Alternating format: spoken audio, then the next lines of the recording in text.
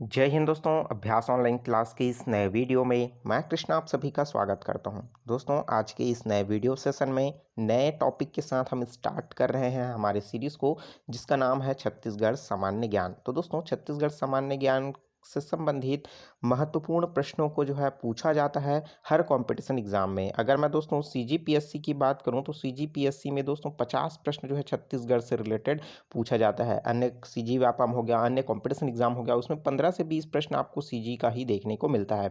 तो सीजी की तैयारी के लिए दोस्तों मैं नया सेशन स्टार्ट कर रहा हूं जो है पार्ट 1, जिसमें हमारा टॉपिक होगा, स्टार्ट कर रहे हैं, वो है छत्तीसगढ़ का इतिहास। चूंकि दोस्तों छत्तीसगढ़ के इतिहास से इंपॉर्टेंट है, धीरे धीरे चैप्टर वाइज हम इसको कंप्लीट करने की कोशिश करेंगे। उम्मीद करता हूँ सभी चीज़ें जो है आपका कॉन्सेप्ट क्लियर होता जाएगा। जो चीज़ समझ नहीं आएगा दोस्तों नीचे कमेंट बॉक्स खाली है, कमेंट करके ज़रूर बताइएगा। तो दोस्तों टॉपिक लंबा होगा तो वीडियो पर बने रहिएगा, शुरू से लास्ट तक ज़रूर देखिएगा, क्योंकि छोटे छोटे टॉपिक हैं, छोटे छोटे हैं, तो वहाँ से प्रश्न पूछे जाने के चांसेस भी हैं। मैं बताते जाऊँगा कि किस तरीके का प्रश्न पूछा गया है, कब पूछा गया है, किस में पूछा गया है। तो बिल्कुल चैनल के साथ जुड़े रहिएगा। अभी तक चैनल को सब्सक्राइब नहीं किए हैं तो दोस्तों सब्सक्राइब करके नोटिफिकेशन बेल आता है ना, उसको ज़रूर ऑन कर लीजिए, क्योंकि दोस्तों प्रतिदिन आपका इस छत्तीसगढ़ इतिहास का चैप्टर वाइज चैप्टर आपको मिलने वाला है। ठीक है, प्लेलिस्ट मैं बना दूंगा छत्तीसगढ़ के इतिहास के नाम से, वहां से भी आप कुछ दिन का अगर क्लास छूट जाता है तो वहां से आप देख सकेंगे। तो चलिए दोस्तों वीडियो स्टार्ट करते हैं।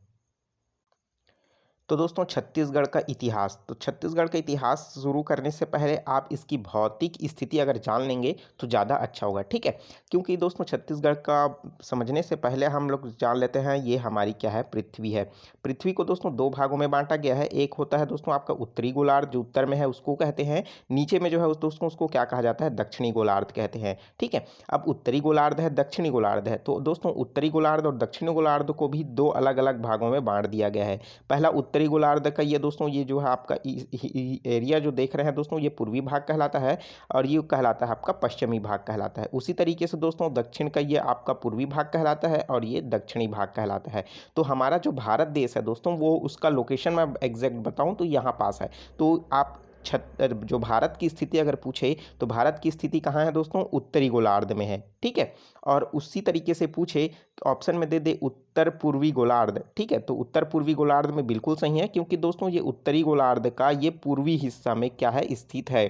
ठीक है, कौन सा, हमारा भारत। और भारत जो है दोस्तों, ये जो भारत है वो कौन सी स्थिति में आता है, अगर हम लोग देखें तो इसको महाद्वीप में बांटा गया है। तो जो एशिया महाद्वीप है उसके दक्षिणतम हिस्सा में आता है। तो अगर एशिया का दक्षिणतम हिस्सा भी बोले तब भी सही है। ठीक है, तो हमारा जो है ये एशिया हो गया। एशिया का दक्षिणतम हिस्सा में क्या है, ये भारत स्थित है। अगर दोस्तों मैं बात करूं ये भारत हो गया, तो भारत का जो हिस्सा है भारत में, अब हमारा छत्तीसगढ़ कहाँ पास आता है, तो छत्तीसगढ़ हम आता है हल्का सा मध्य भाग में। तो दोस्तों मध्य जो मध्य भारत का एरिया है उस मध्य प्रदेश छत्तीसगढ़ आता है। ठीक है, तो आप एग्जैक्ट समझ चुके होंगे दोस्तों कि पृथ्वी के अकॉर्डिंग हमारा छत्तीसगढ़ कहाँ पास एग्जैक्ट लोकेटेड है। ठीक है, तो चलिए अब हम स्टार्ट करते हैं दोस्तों छत्तीसगढ़। अब छत्तीसगढ़ जो है उसका हमारा सबसे पहला टॉपिक होता है दोस्तों इसका नामकरण। तो इसका नामकरण किस तरीके से आया, कहाँ से आया, और इसके क्या क्या हैं, क्योंकि यहाँ से प्रश्न पूछा जा चुका है, तो इन सभी चीज़ों को हम इसमें समझने की कोशिश करते हैं।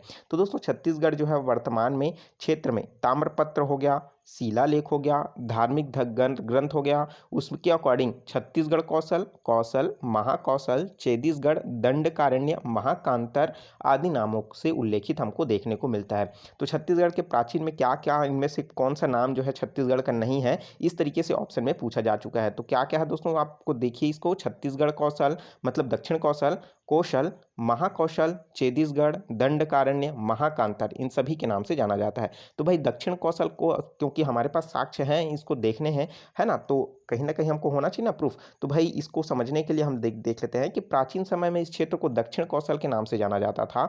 कि कोसला खंड के नाम के एक ग्रंथ होता है जो विंध्या पर्वत के दक्षिणतम में नागपट्टनम के आसपास का जो क्षेत्र है उसके एक शक्तिशाली राजा राज करता था, उसके नाम पर यह क्षेत्र जो है कौशल पड़ा था। ठीक है, आगे चलकर इस वंश में भानुमंत नाम का शासक, आपने सुना होगा भानुमंत नाम का शासक, जिसकी पुत्री थी कौन, कौशल्या, आप नाम सुना होगा कौशल्या। कौशल्या किसकी माता थी? राजा राम की माता थी, अर्थात राजा दशरथ की कौन थी? वो पत्नी थी। ठीक है, उनका विवाह किसके साथ हुआ? राजा दशरथ के साथ हुआ। और भानुमंत की पुत्री जो थी वहाँ रहने योगी, उस वहाँ के कौन थे? राजा दशरथ को प्राप्त हुआ पूरा क्षेत्र। और राजा ने अपने वनवास, मतलब जो राम थे उन्होंने अपने वनवास काल में अधिक समय जो है छत्तीसगढ़ में व्यतीत किया। कौन से एरिया में दोस्तों? जो दंडकारण्य का क्षेत्र है ना, बस्तर का इलाका, वहाँ पर जो है सबसे अधिक समय तक व्यतीत किया है। इस समय उससे उत्तर कौशल और नीचे को क्या कहा जाता था? दक्षिण कौशल। ठीक है, तो उत्तर कौशल लगातार संपर्क में होने के कारण इसे दक्षिण कौशल के नाम से भी जाना गया। ठीक है, तो उसी तरीके से दोस्तों वाल्मीकि कृत जो रचना है रामायण, आपने सुना होगा उत्तर कौशल और दक्षिण कौशल इन दोनों नाम से उल्लेखित है। उत्तर कौशल में दोस्तों ऊपर वाला हिस्सा और दक्षिण कौशल में पूरा छत्तीसगढ़ का एरिया आता है। ठीक है, राम के पश्चात उत्तर कौशल के जो भी संभावित सरयू तट, सरयू नदी के जो तट हैं दोस्तों, उसमें प्राप्त होने वाले जितने भी क्षेत्र हैं वो लव को प्राप्त हुआ। और दक्षिण का जो विंध्याचल का पर्वत का श्रेणी है वो दोस्तों किसको प्राप्त हो गया? कुश को प्राप्त हो गया। तो इस तरीके से उनका जब लव और कुश को बंटवारा किया गया तो उत्तर वाला क्षेत्र और दक्षिण वाला क्षेत्र को बांट दिया गया। राजा दशरथ के पूर्व इन सभी क्षेत्रों को कौशल कहा जाता था तथा इसके विस्तृत एवं महान थे, जो कि उसे 7 अलग अलग खंडों में विभाजित किया गया था। ठीक है, तो वायु पुराण के अकॉर्डिंग हमें 7 चीजें कहाँ कहाँ मिलता है? तो पहला है मैकल कौशल में, दूसरा है क्रांति कौशल में, तीसरा है चेदिस कौशल में, चौथा है दक्षिण कौशल में, और पांचवा है काशी कौशल में, छठवा है पूर्व कौशल में, और सातवा है कलिंग कौशल में। आप देखे होंगे दोस्तों कि कलिंग राज है ना, तो आपने सुना होगा। तो उन सब का धीरे धीरे आपको पता चलते जाएगा कि इतिहास में इसका क्या योगदान रहा है। देखिए इसी तरह देखिए कलचुरी जो शासक थे जाजल्य देव प्रथम, रतनपुर में उन्होंने क्या, उनको क्या कहा? दक्षिण कौशल की अंकित किया है। तो ये सभी के साक्ष्य हमको मिलता है। अब भाई कौशल किस नाम, कौशल नाम से हमको मिला है, तो कौशल किस नाम से मिला? तो देखिए महाकवि कालिदास की जो रचना है कौन सा है? रघुवंशम। तो महाकवि कालिदास हैं, उनकी जितनी भी रचनाएं हैं आपको पता होनी चाहिए। ठीक है, मेघदूत है, अभिज्ञान शकुंतला है, इन सब की जो रचनाएं हैं आपको याद रखना है। लेकिन जो रघुवंशम है दोस्तों वो कौशल एवं कौशल का प्रयोग उसमें दिखाया है नाम को। ठीक है, कालिदास युगीन जो भारत के अवध को उत्तर कौशल तथा वर्तमान में छत्तीसगढ़ को कौशल कहा के नाम से जाना जाता था। अवध मतलब दोस्तों जो अवध है ना, उसको उत्तर कौशल के नाम से। उसी तरीके से इलाहाबाद का जो किले है उसे हरि सेन जो है उसने लिखा था प्रयाग प्रशस्ति, आपको पता होगा। उन्होंने कौशल का उल्लेख भी दिया है। ठीक है, प्रश्न पूछा जा चुका है कि प्रयाग प्रशस्ति किसकी रचना है? तो हरिसेन की है। तो प्रश्न ये भी पूछा गया है कि हरिसेन जो है किसकी रचना की है? तो प्रयाग प्रशस्ति की।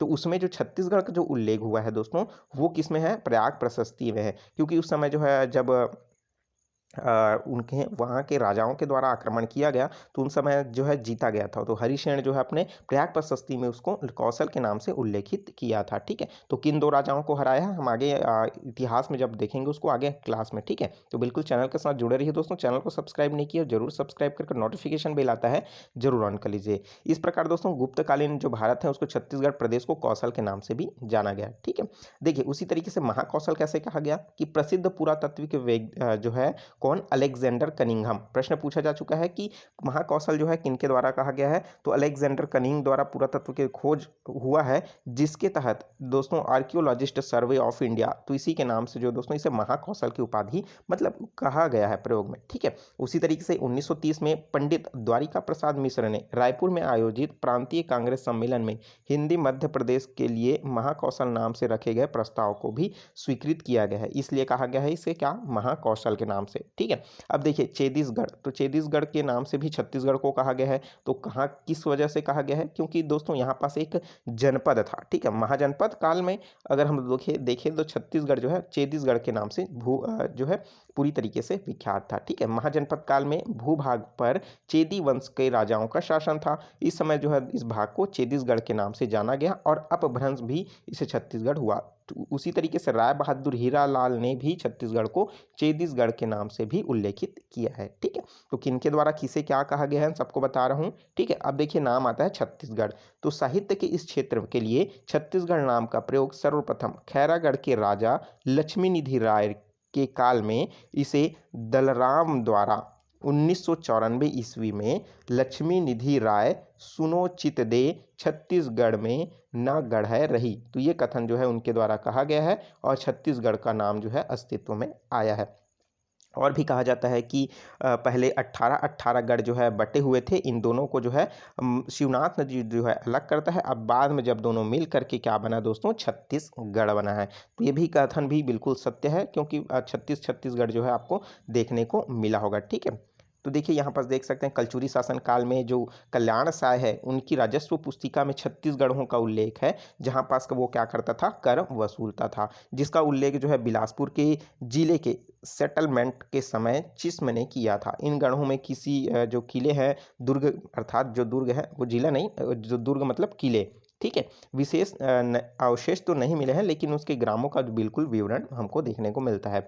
इस पुस्तिका के अनुसार, कौन सी पुस्तिका के अनुसार दोस्तों, जो चिस्म के द्वारा तैयार किया गया है, ठीक है, जिसमें ग्रामों का विवरण है, उसी में 12 ग्रामों की प्रशासनिक इकाइयों को बरहों कहा जाता है। प्रश्न पूछा जा चुका है कि कितने ग्राम मिलकर के एक बरहों के बराबर होता है, ठीक है। उसी तरीके से 7 बरहों की प्रशासनिक इकाई को गढ़ कहा जाता है, ठीक है। मतलब आपके 7 बरहा मिल जाएंगे तब वो क्या कहलाएगा दोस्तों, आपका एक गढ़ कहलाएगा। 7 बरहों मतलब क्या हो जाएगा दोस्तों, अब एक बरहों में कितने ग्राम आते हैं, 12 ग्राम आते हैं, तो 7 गुना कितना हो जाएगा, 12 हो जाएगा, तब क्या हो जाएगा, आपका एक गढ़ बन जाएगा, ठीक है। जिसमें 18 गढ़ शिवनाथ नदी के उत्तर में तथा 18 गढ़ जो है शिवनाथ नदी के दक्षिण में स्थित है। वैसे गढ़ों में की जो संख्या है वो तो घटती बढ़ती रहती है, फिर भी अभी उस समय जो है छत्तीसगढ़, क्योंकि दोस्तों कहा जाता था कि जो अपने गढ़ को संभालेगा और जितना ज़्यादा राजस्व लाएगा वो वहाँ का क्या बनेगा, जमींदार बनेगा, या फिर दोस्तों वहाँ का क्या बनेगा, रेवेन्यू जनरेट करने वाला अधिकारी बनेगा। तो इसी कारण दोस्तों कहीं ना कहीं वो उस समय जो है बढ़ते घटते रहता था, ठीक है। तो उसी तरीके से रतनपुर में अगर हम लोग देखें कि उस समय थे गोपाल मिश्र, ठीक है, गोपाल नाम कृष्ण आपने नाम सुना होगा, वो बहुत बड़े कवि थे। इनकी जो रचना है खूब तमाशा, इंपॉर्टेंट है, खूब तमाशा किनके द्वारा लिखा गया है, गोपाल चंद्र मिश्र के द्वारा लिखा गया है, ठीक है। गोपाल चंद्र के द्वारा क्या लिखा गया है, खूब तमाशा लिखा गया है। इनका जो छंद है 7, उसमें जो है 1686 ईस्वी में छत्तीसगढ़ का उल्लेख मिलता है।